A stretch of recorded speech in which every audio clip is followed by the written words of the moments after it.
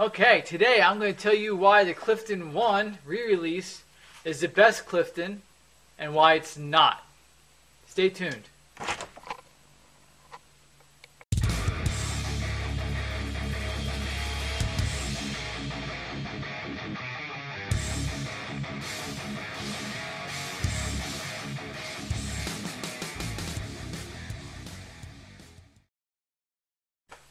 Welcome back to the channel, welcome back to the vlog. Today we're going to do a review on the Clifton One Re-Release. Yes, it is 2018, not 2014. And before I get into the review, I'm just going to let you know that I will be doing more reviews throughout the winter time as the race season has kind of died down a little bit. So leave a comment below if you want to see something reviewed in particular. I usually focus on running shoes. I'll be reviewing some bike stuff as well.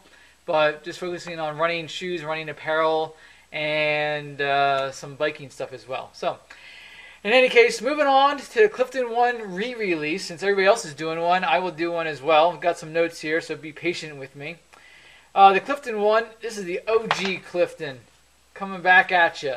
This one was first released in 2014 on the heels, literally, of the success of the Hoka One One Bondi. So this is a Hoka Clifton One.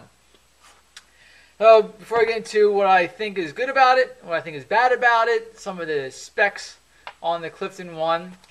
This shoe weighs around 7.8 ounces, somewhere around there, real light. In men's size 9, which is what this is. It has a stack height of 29 millimeters in the heel, so it's got a thick stack height. You don't sit on top of it, you're kind of nestled in there, but you have a stack height of 29 millimeters. It's got a heel to toe drop or offset of 6 millimeters. Some say 5 millimeters, but 6 millimeters. So it's 29 millimeters in the heel, 29 by 6, 23 millimeters in the toe area. So it has a rocker style bottom to it, sole to it, as you can kind of see here. It's a gentle one, but it kind of helps you get that nice rolling gait. It has a very breathable upper to it. It's light, breathable, and it's actually fairly durable. It's got EVA foam sole and cushioning to it, and the EVA foam is actually exposed on the bottom of the shoe, but they have hard rubber for durability reasons on the sole of the shoe. So I think that's most of the boring stuff on the shoe. So everybody's talking about this is the greatest Clifton, and it's great that they have it back. Yes, it's true. This is like I said, the OG Clifton. This is the Clifton on a diet. All the other predecessors, the 2, the 3, the 4, and now the 5, are slightly a bit heavier, and they did that to provide comfort and that kind of thing. So let's talk about the bad things. Start with bad things first about this. All right, so most of the Cliftons after the Hoka Clifton One have a more padded tongue, and this one has a very thin tongue, as you can see here, which is not necessarily a bad thing. It depends what you're using this for. People like thinner. Some people like thinner tongues. People like thicker tongues. Whatever. But so that's not necessarily the main problem. The problem that I see with this is the tongue is probably a half a centimeter too short. So when you're lacing up and everything and you're running, as you run, it appears that this tongue just wants to go into the shoe, and you feel like you're fishing it out and pulling it back all the time. So that's an issue. The other problem is, and you can Google this, is the telltale blisters, the Hoka blisters, because the toe box, especially on the Clifton Ones, is a little constricting for some. So you have a wider toe area, toe splay. This may cause some constriction. So when I run in these shoes, and I've run in these when they first came out, and I've been running in them now, I feel a little bit of constriction in the pinky toe and in the big toe area. And it's easy to resolve. I just lubricate those areas with Vaseline or something, and it's not too much of an issue. But you can cause some blistering.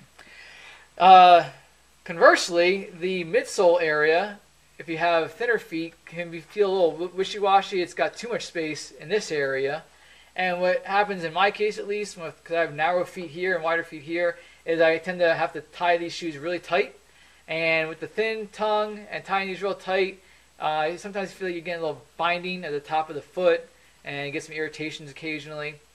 But and that's not the case for everybody, but it's the case for a lot of people. So be wary of that if you're looking to get new shoes. What else? And that's about it for the the shoelaces. You have to double knot your shoelaces. You should always double knot your shoelaces, but these shoelaces have a tendency to get untied. I resolved that issue by double knotting them and then tucking the excess lace into the rest of my laces here.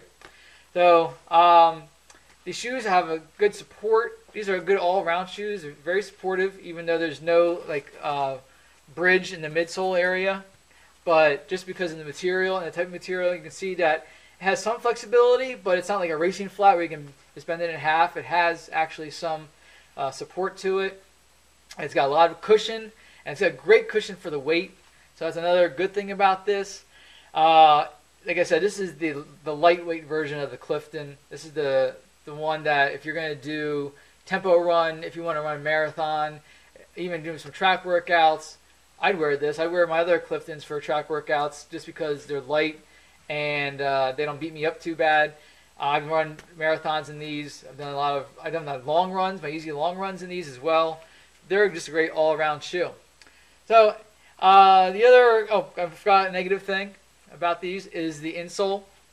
So the insole, when they first came out with the Clifton One back in 2014, they gave you two insoles. They gave you a thin one and they gave you a thicker one. Now with the re-release, you have just the thin one. So they give you this thin insole. It has really no form to it. I can't even take it out of the shoe because they glue it in there. That was to resolve an issue with the insole slipping. So what a lot of people are doing now is taking the insoles out of their other Cliftons and putting them in because they're thicker and more padded. But it helps give you that, the thinner insole actually helps give you that more of a racing shoe type feel. It's more responsive and a little bit lighter. So anyway, let me know what you think, what your thoughts are about these shoes, about the Clifton re-release, if you had them, if you actually ran in the original Clifton ones when they first came out. And if you have the other Cliftons, which I also have the other ones as well, I run the 2 and the 3 and the 4. And let me know what your thoughts are on those and how they compare to the re-release of the Clifton One. So check it out. Nice shoe. Like I said before, I will be doing some more reviews as time goes on throughout the winter time. Leave comments below about what you want me to review and how you want me to review them. But until next time, peace. Hey, if you like these videos, give me a thumbs up. And if you don't like them, leave me a comment below on how I should improve them. Okay? And if you haven't subscribed yet, I don't know what you're waiting for, but there's a little button down there for subscribing, so feel free to subscribe to the channel. Thank you.